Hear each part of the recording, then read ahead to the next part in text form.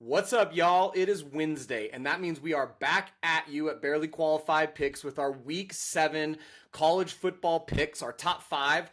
Got a couple of games in others receiving votes today.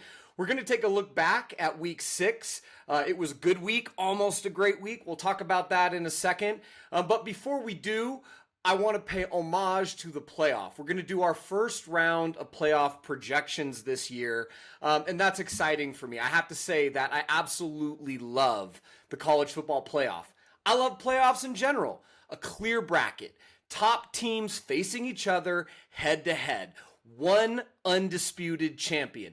There is a reason why playoffs work and are used in virtually every sport, and now, thankfully, in college football too. But it wasn't always that way.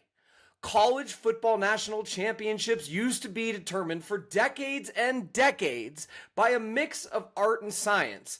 And by nature, too much art and not enough science as objective, accessible data was limited.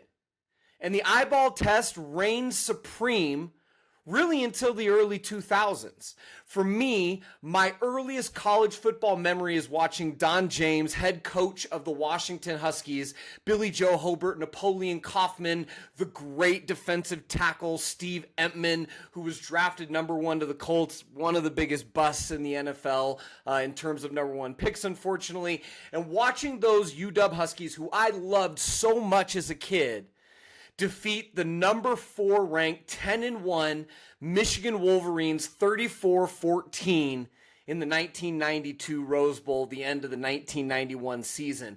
Michigan's only loss all year that year was at then number 1 Florida State in Tallahassee, and while they did get their butts kicked, they also got taken apart piece by piece by UW in the Rose Bowl.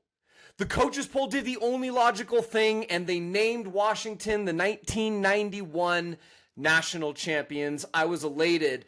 So you can imagine my surprise when the Associated Press, for a second year in a row, Colorado, Georgia Tech, remember 1990, for a second year in a row, determined that Miami's 22-0 win over an 11th ranked Nebraska team at home in the Orange Bowl. Yes, it was a bowl game. Yes, they played it at home.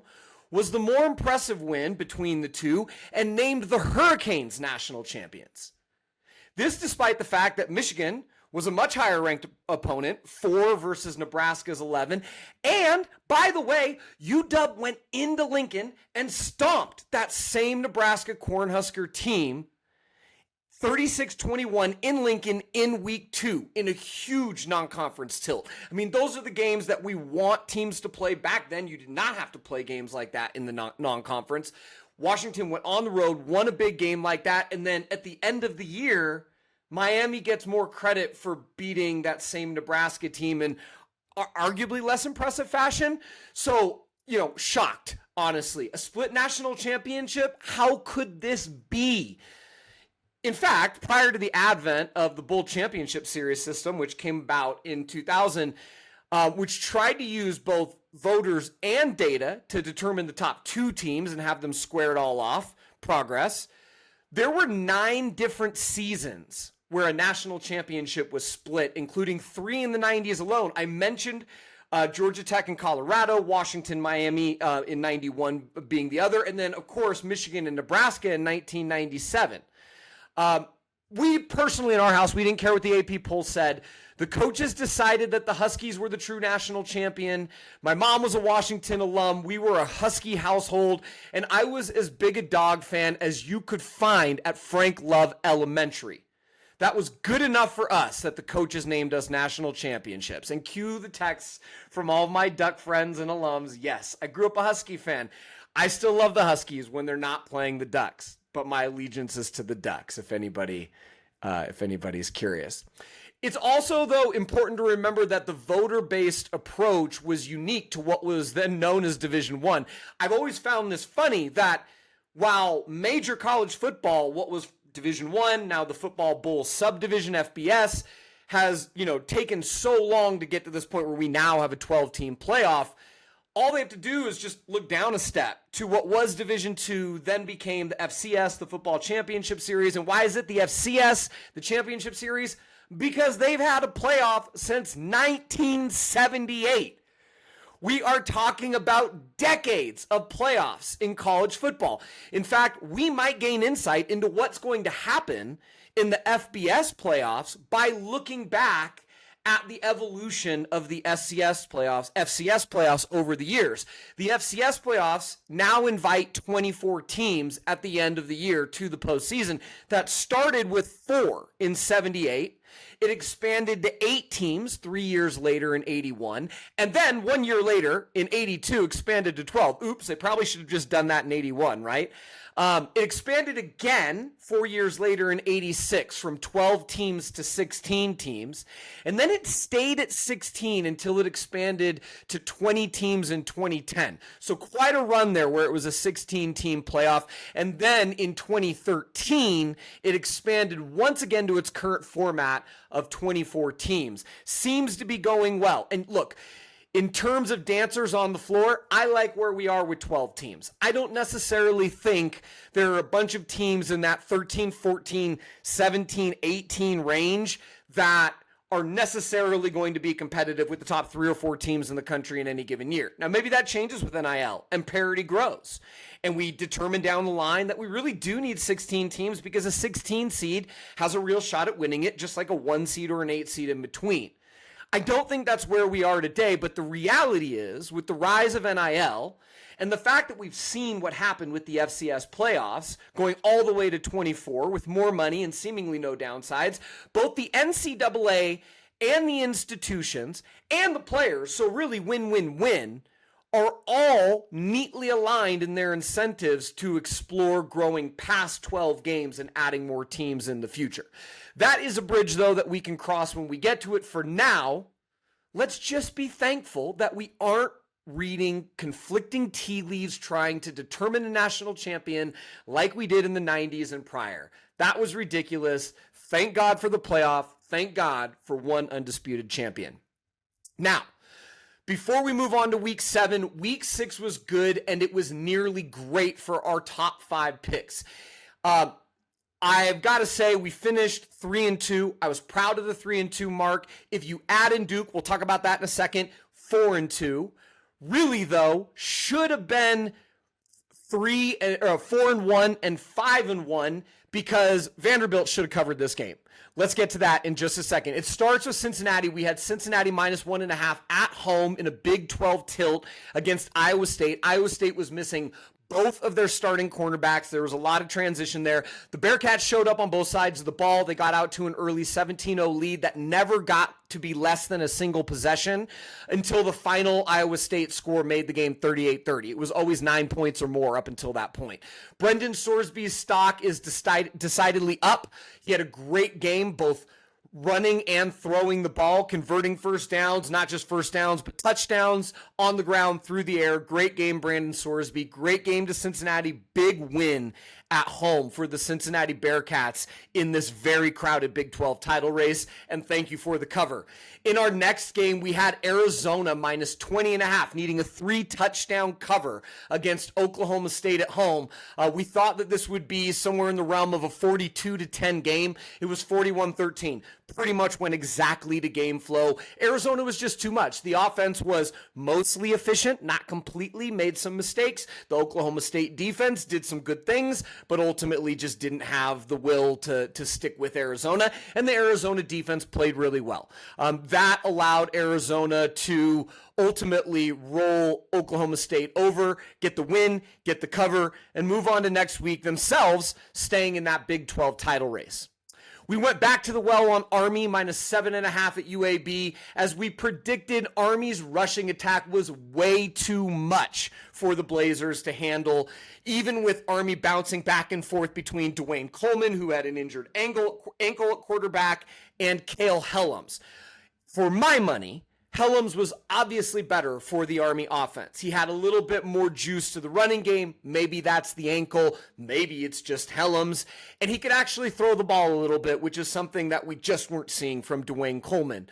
Either way, Army also won the turnover battle. They rushed for 247 yards, which is actually below their season average. But it was more than enough to win and cover against Jalen Kitna and Trent Dilfer and the UAB Blazers, winning 31-13. All right. Now let's hit the two misses, and let's go straight in with Vandy plus 10.5 at Bama. And actually, if you waited until kickoff, you could have gotten this at Vandy plus 12.5. But either way, if you got Vandy, like me, you were terribly disappointed. Besides the Philadelphia Eagles coming back and not just beating, but covering against the Rams, this is the worst beat of the year so far, for my money at least. Maybe if you were an Arizona Cardinals bettor, you could argue that Sunday against the Titans was a worse beat. We'll talk about that tomorrow. But in the college football world, this is the worst beat that we've seen this year. Vandy was in position to cover. If they could have gotten a couple of yards on their last possession, strung out one more first down, this game would have been over. If they could have made a tackle on fourth down from their own 20-yard line as Bama's trying to run out the clock, this game would have been over. But no, they did the one thing they couldn't do, and they let Bama running back Jam Miller run right through the line to the end zone, 20-yard touchdown. It sealed the win and the cover for Bama. That one stung. I keep wanting to tell myself that this is like a spiritual win. It's not. It's a loss. A loss is a loss. This one stings a little bit, but hey, that's part of sports. You're going to have those bad beats where the ball just doesn't bounce your way. This was one. In another game where the game just never really got off the ground, I was expecting fireworks, but we never saw them. Washington at Maryland, over 52.5. Now, in the fourth quarter, the Huskies finally showed up. They put up 21 fourth quarter points. They started moving the ball at will on the Terrapins defense, which had looked really good up until that point. It was a noon kickoff. I'm not sure why UW was so sleepy in the first half, couldn't get anything going. Maryland actually started pretty well. Malik Washington, the super freshman quarterback, led them to 10 points in the first quarter, and then it was all downhill. And it was sort of like as Maryland went downhill, UW slowly started picking up, and in the middle, nothing happened in this game. So 24-20, got to 44 points. It feels like if this game is played 10 times, it's going to go over that total 6-7 times. Just did not happen in this game. So we can accept that. Hard to go 5-0. If you count the bonus pick, we gave you Duke. Was feeling really good about Duke, but wasn't sure which game to swap them out for. Ultimately, they rolled Cal, 45-21. Darian Mensah had 265 yards passing and 2 touchdowns. Their super frosh running back, Nate Shepard, had 91 yards, 7.6 yards per carry, and 2 scores. And the Blue Devils defense won the turnover battle 4-0. All interceptions. They picked off Sagapolitelli 3 times and then his backup once. So big game for Duke. Interesting to see if they can keep building on this momentum. Will they regress a little bit? Like, what is Duke for the rest of the year? We'll be keeping our eye on them. Now, with all of that, let's get to our Week 7 top 5 picks and our playoff projections. All right, starting with SMU versus Stanford. We've got SMU minus 19.5. Stanford is a bad 2-3 team if there are shades of gray to 2-3 teams. They've played 2 objectively good teams at this point in BYU and Virginia, but they've lost both of those games by an average of 26 points. Yes, they beat 2-3 San Jose State at home, but they didn't cover. And they beat 1-4 Boston College, who has not seemed to find any kind of footing with Tommy Castellanos and a few other players hitting the portal after last year. Neither of those teams is good this year. And as we hone in on the BYU and Virginia games, because that is going to be the most similar comparison to this SMU team that may not be as good as 2024, we'll get to that in a second, but it's still a very good team.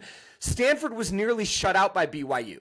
They were saved by virtue of a fourth quarter field goal, and they were only able to muster 161 total yards with just 19 yards rushing against BYU's 23rd ranked national run defense. Inversely, Stanford allowed 167 yards rushing to BYU, and they lost the turnover battle 3-0.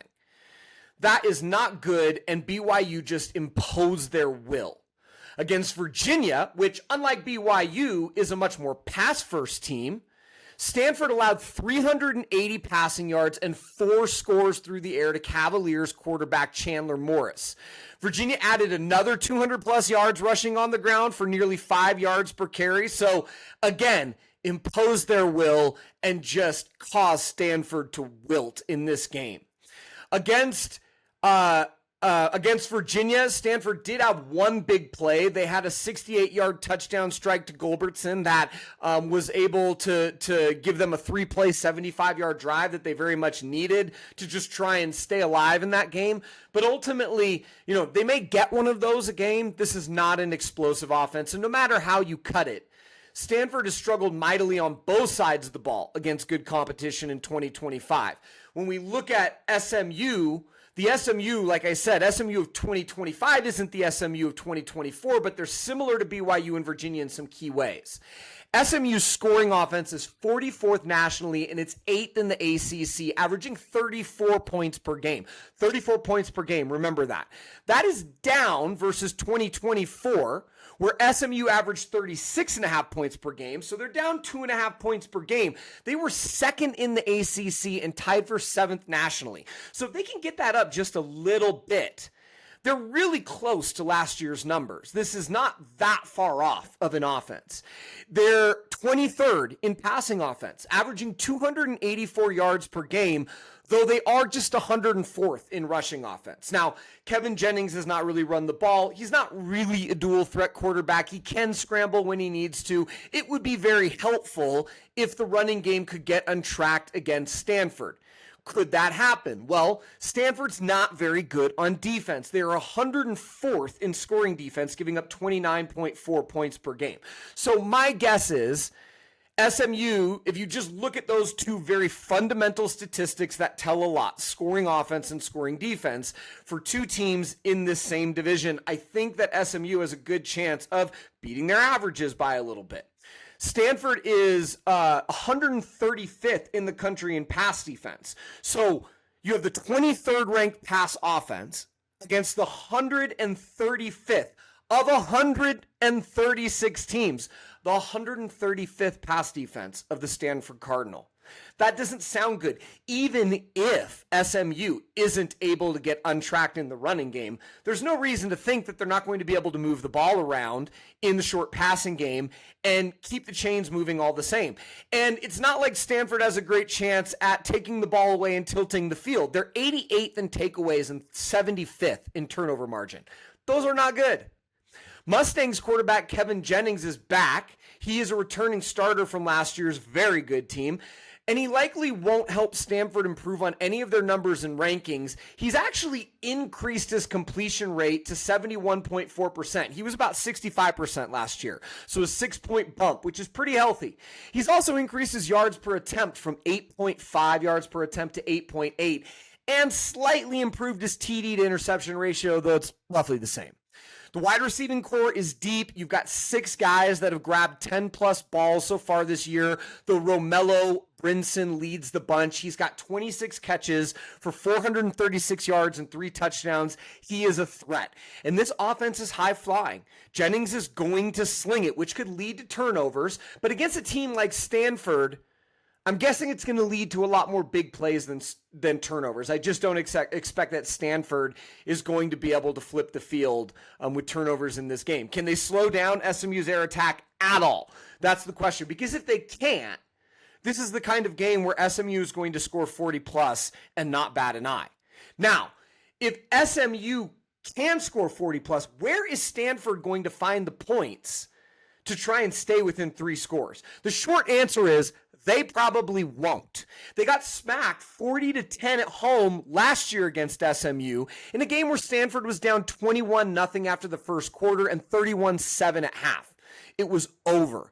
Stanford's offense this year, pitiful. 111th in the nation in scoring offense, averaging just 20 points per game. So if you look at 40-plus for SMU, 40 is the floor. If Stanford hits their average, which I don't think they will, then you've got your 3 touchdowns essentially. They're 126th nationally in rushing offense. So it's not like Stanford's going to be able to come in and say, let's really lean into the run. Let's establish the run. Let's control the clock. Let's minimize possessions, and let's keep within that 3-touchdown spread. No way. They don't have the running game for that. And their passing offense is 66th. Yeah, it's better, but that's also because they suck and they're throwing a lot. They're very inefficient through the air, and that's something that SMU is going to really lean into with their strategy and schemes. So I think we're going to see SMU win this game pretty healthy. It's going to be, I'm going to call the prediction 42-10, and that's going to be a cover by a few points. 32 points is almost 2-touchdown cover of the 19.5 point spread that we're at right now. That game started at 17.5. It moved to 19.5. I had projected it would be 20.5 or 21.5, so I'm happy to take it at 19.5. The last thing that I'll say here is Frank Reich not going great as Stanford head coach. But that's the case for a bunch of NFL big-time names. Trent Dilfer, Super Bowl winning Ravens quarterback, not going great as head coach of UAB. Bill Belichick, hey, we all know how bad it's going in North Carolina. And then, of course, Deion Sanders, this has not been the year that he is looking for Colorado, and now he's dealing with health issues. Just not a great year for these NFL luminaries that I think we all just expect can step down to the college game and can do things that are going to be difference makers because they've spent so much time and life and have gained so much experience at the highest level. It just doesn't work that way. It's a different game. And this year, we're seeing that in many different spots across the country. Okay, all right. In our second pick of the top 5 for week 7, we are going back to the well with the Cowpokes. Houston at Oklahoma State. But we're really not betting against Oklahoma State. We're betting against fun. We're betting against points. We're betting against offenses. And in this case, we're taking the under of 46.5 points. And this one's a bit different because Houston is a defense-first team with a so-so offense normally that may have to rely on its backup quarterback against Oklahoma State. Normally, we avoid situations where you've got an offense in shambles playing a team that is just an absolute wreck because who knows what happens in these types of games. But I think as we look at this Houston offense, especially if their quarterback doesn't play, and we'll get to that in a second, I think Houston's going to struggle to score. And I think as we look at the Houston defense, Oklahoma State is going to also really struggle to score. And that's going to make for a very low scoring game and a comfortable under. So let's start with the Houston Cougars offense against the Cowboys defense. There are essentially 2 versions of the Houston offense. There's one with starting quarterback Connor Wigman at the controls, and there's one where he's not. We saw the latter against Texas Tech when Zeon Chris subbed in for a concussed Wegman and could barely move the ball last week. He was more of a dual threat quarterback. He did move the ball a little bit on the ground, but it was all kind of fluff. It never felt like Houston's offense had a chance against Texas Tech in that game once Weigman went out. And Weigman may be able to play this week. Cougar staff and fans seem hopeful that he will bounce back from his concussion, and if he does, Houston should be able to meet or exceed the offensive ranks and averages of their season so far. Oklahoma State's defense isn't great. There's no reason to think that they're going to hold the offense down if you get Wigman back at the controls. But if he's not, if it's Chris again, then there's every reason to believe that Houston will undershoot its averages by a little bit. And that could be just fine because Houston's defense won't give up much against Oklahoma State's pillow soft offense. The one unit in this game that has been objectively impressive this year in the Big 12 is the Houston defense. They're 29th in scoring defense with 17.6 points per game. They're 65th in rush defense with 141 yards per game allowed. They're 34th in pass defense with 181 yards per game allowed. So you're talking about a defense that is doing a great job against both the run and the pass, and they're 38th in turnover margin. They're tied for 50th in takeaways. So they're not going to get a ton of takeaways, but they have every reasonable shot to get one in a game just as much as anybody else does. That top 50 place that's a good place to be. And Houston's defense should show up knowing that they've got to win this game on Saturday, looking to shut down the Oklahoma State run, force them into passing situations, and then really pin their ears back and get after generic Trevor Lawrence. I think if you look at that defense, you're talking about a linebacker in Jalen Garner who has led every step of the way with 35 tackles. Cornerback Zelmar Vetter has 6 passes defensed. This is a really good defense, and OSU is dead last in Big 12 in scoring offense with just 16.8 points per game. So you've got a Houston defense that's giving up 17. You've got an Oklahoma State offense that's only scoring just under 17. I think this is one of those games that if Oklahoma State can get to 13, 14 points, they're going to be thanking their lucky stars. And look, Vegas didn't expect a lot of scoring in this game either. I'm not telling you anything that others don't know. This is the 7th lowest total of the week. But there isn't a lot of room for offense in this game. Houston isn't great offensively. Houston's D certainly won't let the Cowboys off the mat this week. I could get into more details, but it's really as simple as that. This is going to be a 2010 game at most, maybe 2014. But either way, we are going to be under 46.5 by a comfortable margin. Our third game of the week brings Iowa State back. Last week, we picked against them with Cincy at home -1.5. They were the number 14 team in the country. They were a perfect 5-0 going into last week's game. So this week, they come in still ranked, but 5-1 at Colorado. This is a curious line for two teams headed in very different directions this season. The Big 12 title race is crowded. I've mentioned that.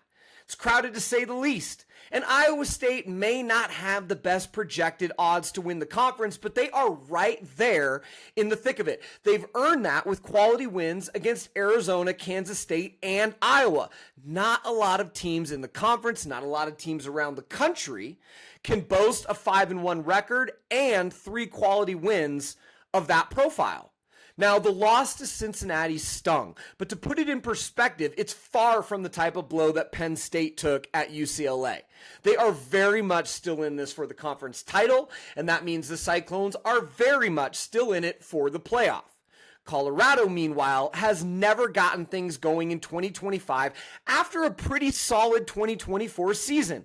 Gone are Shadur Sanders, Shiloh Sanders, and most importantly, do everything two-way player Travis Hunter, who has just lit it up for the Jaguars for the first time against the Chiefs in a big win on Monday night. Now, to me, this line seemed low. It opened Iowa State -4.5. It's fallen to less than a field goal at 2.5. I thought it was going to be somewhere more 6.5, maybe 7. So let's plow ahead and figure out why it's so low. It starts with Rocco Becht and the Cyclones offense, which I think should overpower the Buffalo's D. Becht played well, battling Cincy's highly effective offense. As he goes, so go the Cyclones. And while he had a scare with the big hit in the second half, he finished the game and all signs point to go for Saturday. The rankings don't reflect it, but Becht is an effective operator of a pretty balanced offense with a talented backfield and momentum in the receiving core. When you watch him, the eyeball test says, this is a good quarterback, this is a good offense. The numbers just don't necessarily completely back it up. They're 10th in the Big 12 and 56th nationally in scoring offense with 31.3 points per game. Not terrible, but you'd expect them to be higher. Again, very crowded Big 12, and 56 nationally isn't bad. They're averaging 248 passing yards per game. That's really the strength of the team, though they also average 151 rushing yards per game, so a pretty balanced offense. The Hanson-Sama III duo at running back is averaging 4.5 yards per carry.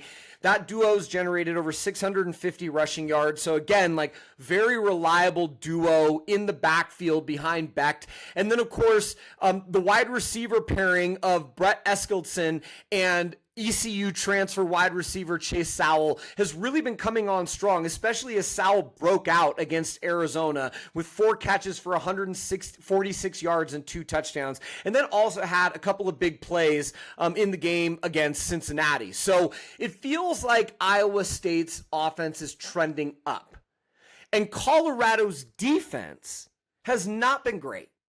They're allowing 24.8 points per game, which is 12th in the Big 12 and 75th nationally.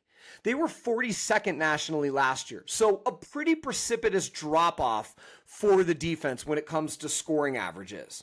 180 rushing yards per game just isn't going to get it done when you're allowing that level of rushing attack on a week-to-week basis. That is dead last, 16th in the Big 12. That is 115th nationally, and that does not bode well against Hansen and Sama III. They are a good duo with a strong quarterback in Beck that doesn't mind running as well, and a pretty hardy offensive line that doesn't mind pushing the line of scrimmage and getting those guys room to run. And then, of course, they're also averaging 218 yards passing allowed. So 70th nationally, 10th in the Big 12, not the worst, but they're certainly not scaring anybody with their secondary. And they're a -3 when it comes to turnover margin. So, it's not like Colorado is flipping the field. As we've talked about, these are not a good formula for success for Colorado. Iowa State, looking at the numbers, looking at the schedule, looking at the way the game flow has played out and what these coaches want to do, though we'll talk about Dion in a second, but what Matt Campbell wants to do and establish the run, hit some big plays, play good defense. Iowa State should establish the run here, steady diet of ground attack, play action. I think they will find success in doing so, and if they do, it's hard to see them not hitting 27 to 30 points. So, if they do hit 27 to 30 points, can Colorado keep up at home? Caden Salter is back at quarterback. He's been there for a couple games now, but the quarterback situation has been uncertain to say the least in Boulder this year after the departure of Shedeur Sanders to the NFL. And when you look at the Buffs offense against the Cyclone D, things don't look great for Colorado. A decline against 2024 numbers was always likely given the loss of Shedeur and Travis, potentially the best player in the entire country last year. And it's been, unfortunately, a steeper drop than I think most anticipated. Colorado is 14th in the Big 12 and tied for 89th nationally with 25 points per game. That is over a touchdown less than the 32.9 points per game that they averaged in 2024, which was good for top third in the conference, top third in the nation. They're averaging 211 passing yards and 143 rushing yards, 12th in the Big 12 in both of those categories, 84th and 87th nationally. So 136 teams. Okay, you're not below 100, but 84th and 87th is nothing to write home about. They are averaging 107 less passing yards per game. And while they're averaging 78 rushing yards per game more year over year, they were dead last, 136th in the country in running the ball in 2024. So they only had one way to go, and that was up. Overall, they've got 8 giveaways, which is tied for 13th in the Big 12, and this is just not a scary offense. We could do a rundown of the positional talent for Colorado, but like Oklahoma State, nobody really jumps off the page, so let's skip that shit. Brass tacks, Colorado can run it a little, but they can't pass. They struggle to score, and they are turnover prone. Not great, Bob. Meanwhile, the Cyclones' defense is not the best in the conference or the country, but they are no slouch either. They're 7th in the Big 12 and 31st nationally, which is something to write home about, with just 18 points per game allowed. They're allowing 141 rushing yards and just under 200 passing yards, which is good for 9th in the Big 12. Again, not that far from Colorado, not that great, but 66th and 47th nationally, which actually is top half of the country, not terrible. And they've got 6 takeaways, which is top half of the Big 12, tied for 6th in the conference and 22nd nationally in terms of takeaways. The Cyclones bend a bit, but they don't break, and they do take the ball. This is the second game for Iowa State since losing both starting cornerbacks, and I think the test at Cincy should have both backups much more ready to go in Boulder this weekend, and that should lead to Iowa State smothering the pass and forcing Colorado to try and win the game on the ground some way, somehow, which does not seem likely. Ultimately, I think this comes down to two key storylines. There's no prime for Colorado. So whatever juice Deion Sanders brings to the sideline, he is not there. Caden Salter is at quarterback, and he doesn't have a magic wand. The Buffs haven't looked particularly special in any game of the phase. Any phase of the game. I'm not going to edit that one out because why?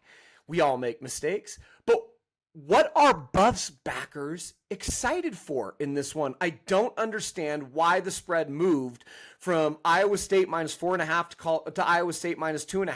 What are people seeing in Colorado that I don't see? Ultimately, my second key storyline is the Cyclones still have everything to play for this season. Colorado feels like a team that is going straight to nowhere in 2025. And that, my friends, feels like a recipe for Becht and the Cyclones to win, cover, and stay in the thick of the Big 12 title race. Give me Iowa State 27-20 and a cover of the minus 2.5.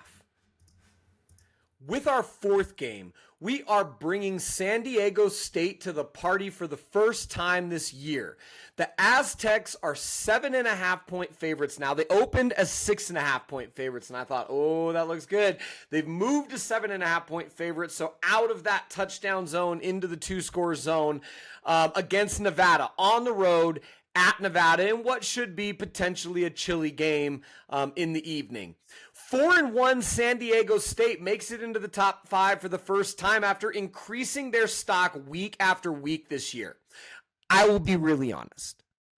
I did not think much of the Aztecs prospects for the year when they fell 36-13 to a Washington State Cougar team that I didn't respect then and then got hammered by North Texas by a bazillion points.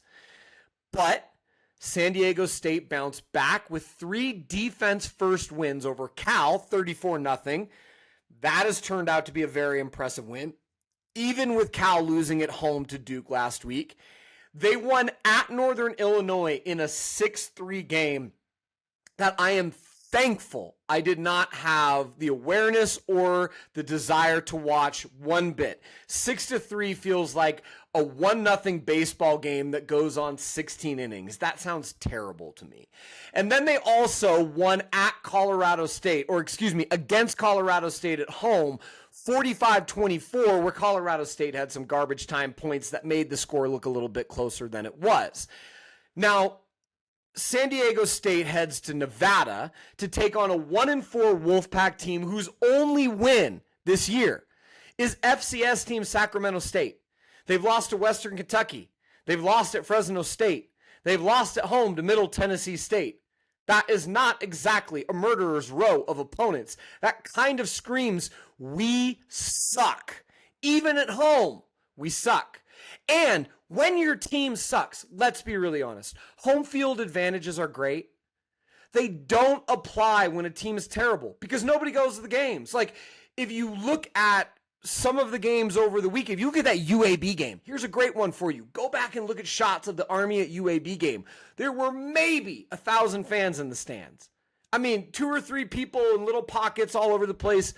You can't even make noise that matters, that disrupts an offense or a flow. So in this case, I think it's at Nevada, and like maybe the San Diego kids get cold. But other than that, I don't think Nevada has a home field advantage here whatsoever.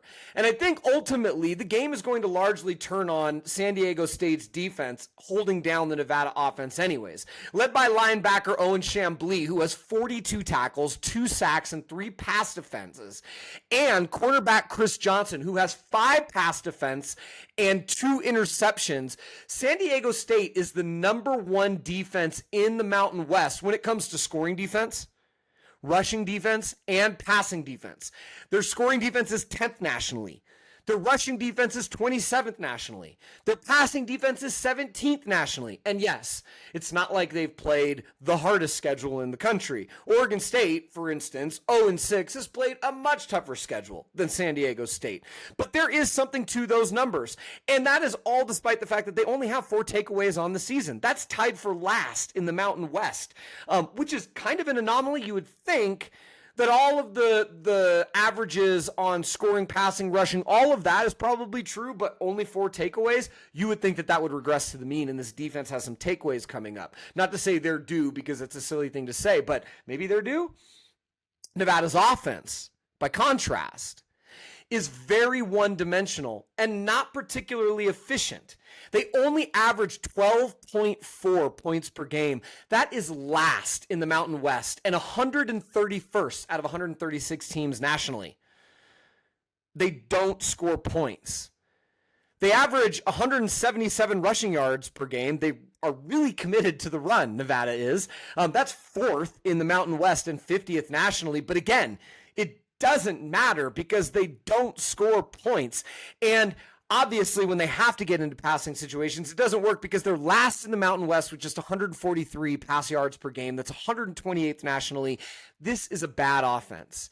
It has one path to scoring, and that's trying to establish the run, hopefully breaking off a run here or there. Neither Cal nor Illinois were able to do that against San Diego State. Much better offenses than Nevada. Colorado State had some success, not as good of an offense as Cal or Northern Illinois, and much better than Nevada, but they were never in the game. I would expect Nevada to fail to score anything more than 10 points in this game. And if that's the case, then all you have to ask is, can San Diego State's offense get 13? Can they get 17? Can they get 20? They're probably not going to get a lot more than that. But ultimately, that's the key to covering this spread is, can SDSU get 17 to 20 points? If they do, it's a 20-10 game. We're Gucci, friends.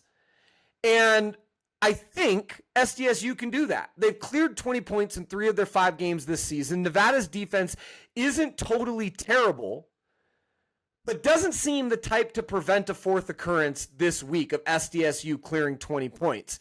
They've allowed 25.6 points per game, 136 yards rushing per game, 236 yards passing per game.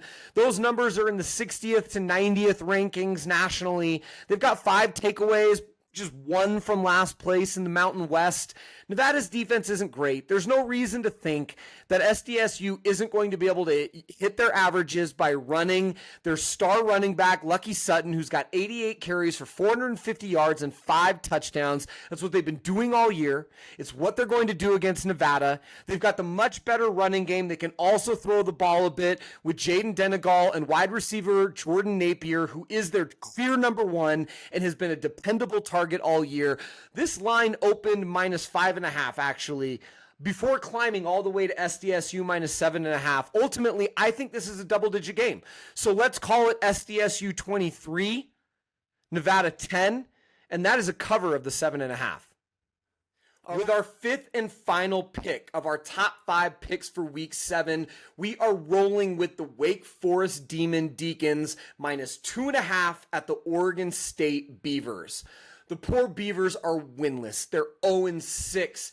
And honestly, it looks like they may not get their first win until next week at FCS Lafayette. While Wake is coming in pretty plucky, which we'll talk about in a second, it's fair to say Oregon State has played a murderous schedule, probably the hardest schedule in the country, with losses to Oregon, Texas Tech, Houston, and Cal. They haven't played any cupcakes, no filler, and it's shown in their record of 0-6. That said, despite being 0-6, the Beavers are still in second place in the Pac-2, and there's something to be said for that. 3-2 Wake Forest, on the other hand, has been a bit punchier than expected this year. They got a well-earned win over Virginia Tech last week at Blacksburg. Virginia Tech's magic dust kind of faded off after the Brent Pry firing, and Virginia Tech seemed to bounce back a little bit, but they lost to Wake Forest, and that was a big loss that propelled Wake Forest into this game. Wake Forest also lost themselves to North Carolina State and to Georgia Tech. But Wake Forest has been tested. I think that's the point here. With all 3 of those games, the Demon Deacons have been tested on offense and on defense. Oregon State is probably a little bit more battle tested, just looking at that Murderer's Row schedule. But are we really going to consider backing an 0-6 team to finally get it done against an above 500 Power 4 team that has aspirations for a bowl game? Even with a cross-country flight, which I know is brutal, I don't think so. the question that I need to ask and we need to answer is, can the Wake offense ultimately move the ball and limit giveaways? Wake's offense is good. It's not great, though it is pretty balanced. It's averaging 27 points per game, not terrible. 152 rushing yards, 245 passing yards, which are good for 76th and 59th nationally. And Robbie Ashford, who has played for, feels like everybody under the sun. He first signed with the Ducks. He bounced around, I think, 4 different schools. He has 1,177 passing yards, 233 yards on the ground, and 6 combined total touchdowns. He's partnered with running back Damon Claiborne, who's got 53 carries for 395 yards and 7 scores. They've kept the chains moving in this balanced run-pass offense. But Ashford also has 4 interceptions on the season. Winning the turnover battle is likely going to be a big factor in winning the game this week, so he's got to manage the ball and protect it. Oregon State's defense has faced perhaps the toughest schedule, as I said, making it just a bit difficult to figure out how terrible their truly terrible numbers are. I mean, listen to this. They're giving up 35.0 points per game. That's 127th nationally. I would add their conference ranks, but they will all be number 2. They're giving up 156 rushing yards per game. That's 92nd nationally. They're giving up 271 passing yards per game, which is 125th nationally, and they have a -6 turnover margin. That's 123rd nationally. You heard that right. 127th, 92nd, 125th, 123rd. Wake isn't nearly the best offense the Beavers will have seen. But they're more than good enough to look back at the tape from all these other games that Oregon State has played and then start focusing on how they exploit the same weaknesses in OSU's defense that all of their other 6 opponents exploited. I would assume Wake, with a 27 points per game average, is going to get to their 27 points here. Maybe they land at 24. But then that makes the question, can the Beavers get to 24? If the Beavers can't get past 21, Wake covers, -2.5. So let's look at Wake Forest defense. They've been tested a bit, and the numbers aren't bad. 21.2 points per game. So their average puts Oregon State right at that level. Can Oregon State get to the average against this defense? And let's look at that in a second. 50th in the nation, not bad. 142 rushing yards per game allowed from Wake Forest defense, 68th nationally. 182 passing yards, just 35th nationally. So that's a pretty stern passing defense. And remember, the ACC is actually pretty great when it comes to passing offense. So, the top 10 teams are all chucking it around. They're all in the top, quartile third nationally. 35th nationally in the secondary is pretty strong. So as we then look at the Beaver offense, you're talking about 18.3 points per game. That's 122nd nationally. I would imagine that the Wake Forest defense, 50th nationally, could keep them under that. Maybe they're at 17 points, just at that one dimension of the numbers. 94 rushing yards per game, 128th nationally. Oregon State isn't establishing the run on anybody. They're not limiting possessions. They're going to 3 and out a lot. That's just not good. And then they're 46th nationally throwing the ball, but they've had to because they've been losing in every game because they've lost every game. So they're 46th nationally with 259 pass yards per game, but how much of that is just necessity, inefficient necessity? The Beavers' passing attack is stronger than their rushing attack. There's no doubt. But they've also played so much pass first catch up. It's hard to make heads or tails of it. Ultimately, what we do know is that Oregon State hasn't eclipsed 24 points since week 2 against Fresno State, and I don't think they will here either. The Beavers are at home, but Reser is not the huge home field advantage it once was. It's even less so when you're 0-6. We talked about this. It will probably be a sad place to be. Get the garbage bags out. Sad for my Beaver fan friends, but I see things getting a little worse before they start to get better next week when JUCO Lafayette comes to town. Prediction is Wake Forest 24, Oregon State 16. Could be worse than that, but that easily covers the 2.5. All right, as we look at others receiving votes, I'm going to do this a little bit differently. I'm just going to give you 3 key thoughts and questions from each before close. Alabama at Mizzou. 1, we expected this line to be Bama -7.5 or higher, but it opened Bama -6.5. It steadily moved in Mizzou's direction before settling at Bama -2.5. Something smells fishy. Is this the Week 7 trap game and not Iowa State?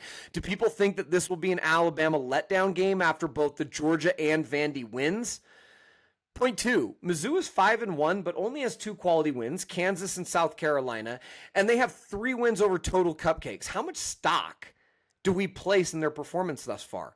And question 3, Ty Simpson and Bama are on a roll. Like Notre Dame, Bama needs to kick ass both for the playoff race and maybe for Kalen DeBoer's job. I think they get it done this weekend in Columbia, but I'm sure suspicious of that line. Like, are we really thinking that Bama's not going to keep this up? Give me Bama minus 2.5 in the lean here.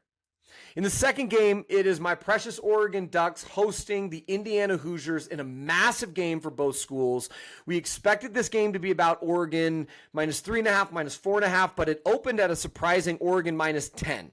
If you got Indiana plus 10, good on you, my friend. It's settled around Oregon minus 7.5 on most books, which feels high. The Autzen effect is real. Dan Lanning is 22-1 at home as Oregon's head coach, and if the weather holds and the rain comes, it should cater well to Oregon's running game, even without now redshirted Tulane transfer Mekhi Hughes, who I thought was going to be awesome this year, but that is just a very talented, very crowded backfield.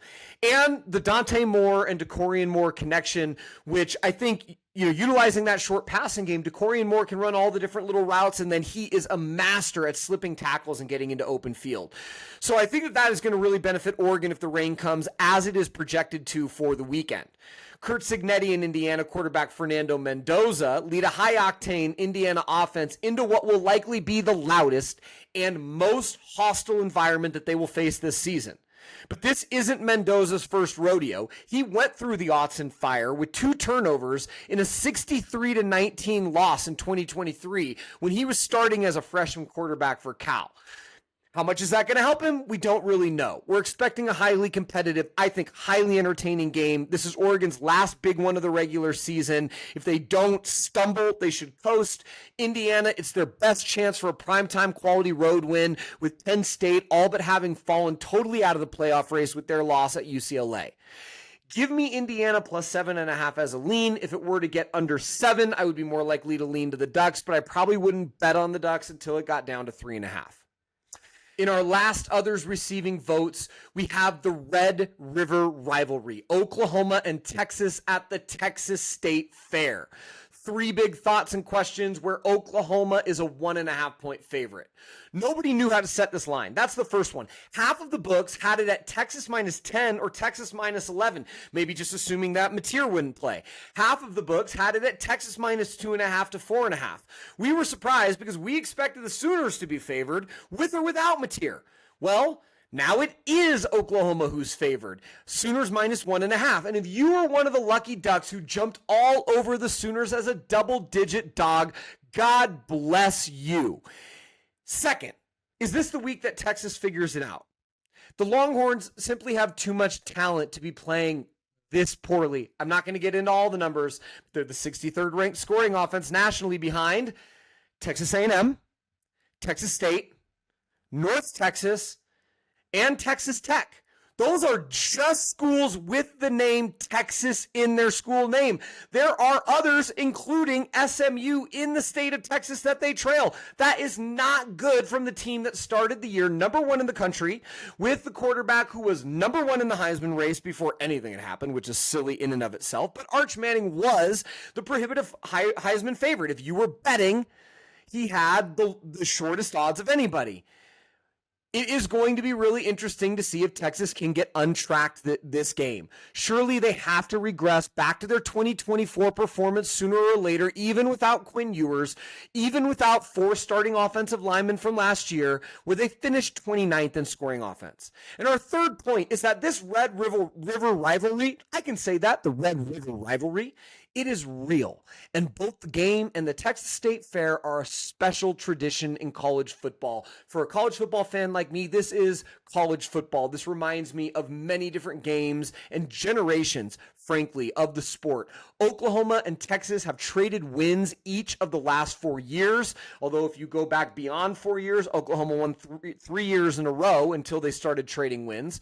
I suspect that Oklahoma is going to be keen to reset the record and take it back again this year, swap wins again. And I think if Mateer plays, Sooners win big. If he doesn't, Sooners win small. Either way, Sooners cover the spread. All right, Last deal before we close for the week, playoff projections. We are through 6 weeks. The playoffs are getting clearer and clearer. There's still going to be a lot of movement. We know this every year from here forward.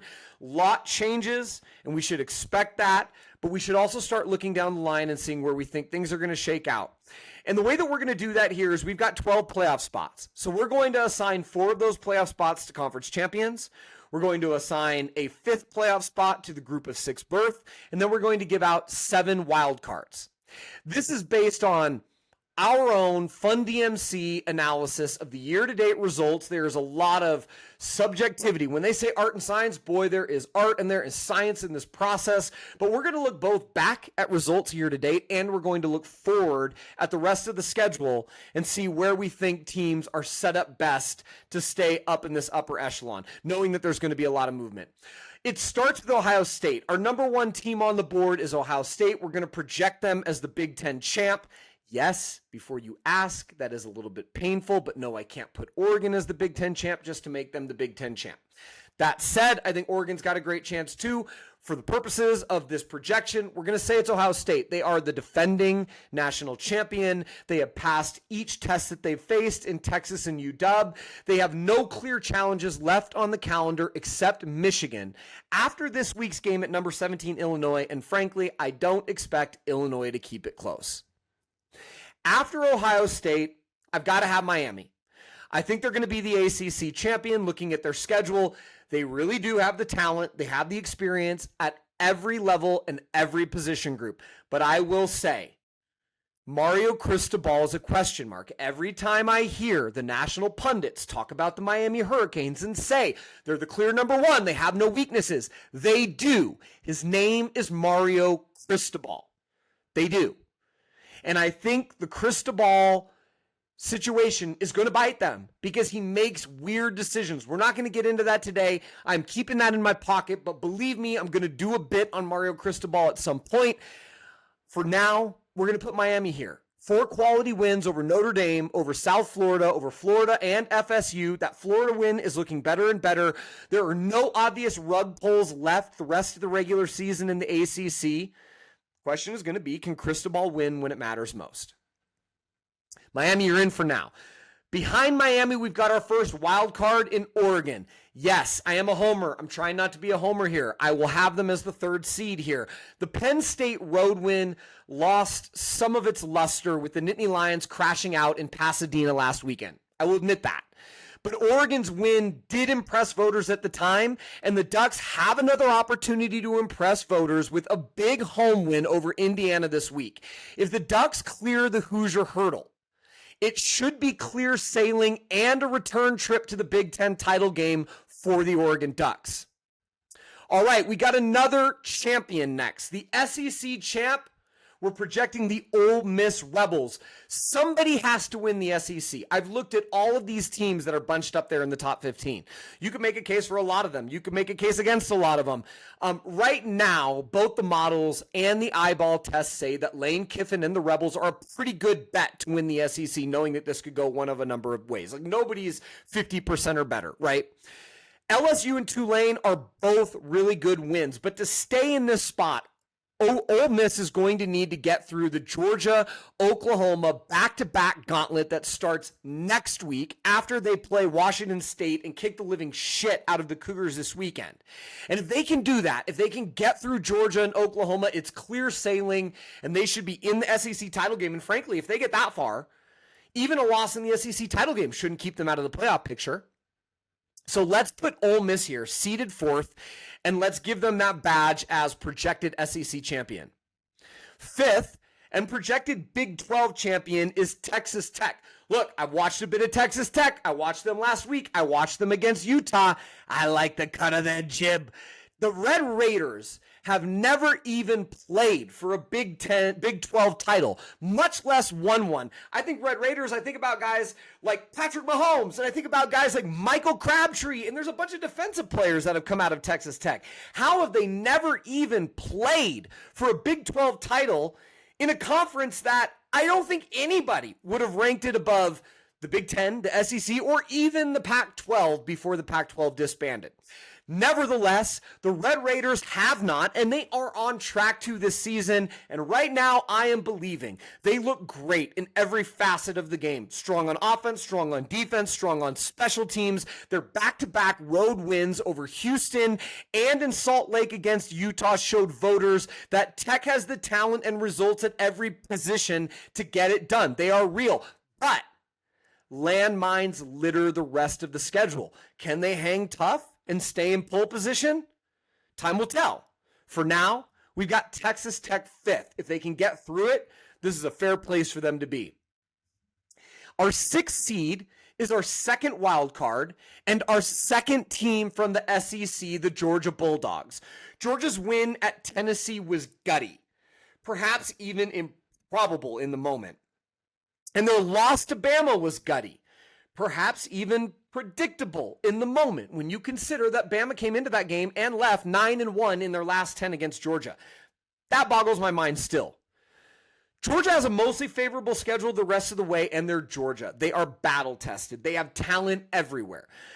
I just think Georgia's going to get to the end of the year, and they're going to be in contention. And if Georgia is in real contention, there's a really good chance that they're going to get that Georgia juice, and they're going to get picked. Preeminent programs like Georgia, when push comes to shove, are going to get that little extra nudge. They just do. So right now, let's assume all of that happens, and we're going to slot Georgia 6th, followed by our second Big Ten team and our third wild card, the Indiana Hoosiers. I know what you're saying. Wait, Oregon and Indiana, you got these teams playing this weekend. Doesn't one fall out? No. I think this is going to be a highly competitive game. And if Indiana wins at Autzen, I think they swap places in the rankings here. If they lose, I think both teams have done enough already to show that they're legitimate contenders. And if they both cruise through the rest of their schedule, which they should, barring Indiana potentially slipping at Penn State, they should both move on to the postseason. And that brings us to our 8th seed after Indiana, the Alabama Crimson Tide, our 5th wild card. The Crimson Tide, to their credit, have bounced back in a massive way from the season opening loss at Florida State. Really resounding fashion. 4 straight wins, back-to-back wins over number 5 Georgia, number 16 Vanderbilt. Bama has a grueling schedule left. There is no doubt, but they're really humming. And they get all 3 of LSU, Oklahoma, and Tennessee at home in Tuscaloosa.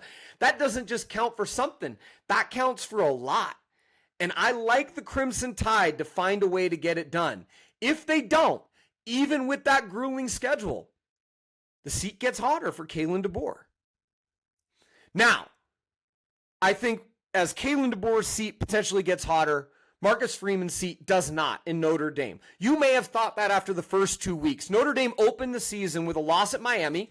Miami was not thought to be as good as they are now. They lost 27-24, and then after losing on the road to Miami, they came back home and they lost at home to Texas Tech, 41-40 in a shootout. That nearly lowered the Irish into the ground. Let's be really honest. 2 weeks in, it's hard to bury a team, but you can put them in the ground, and they were in the ground waiting for the dirt.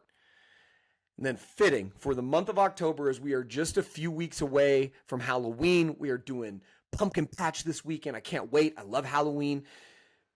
Notre Dame got out of the ground, and like a fucking zombie, they got up, and they have been really impressive the last several weeks as they have been trying to stomp out teams, and they've produced dominant wins.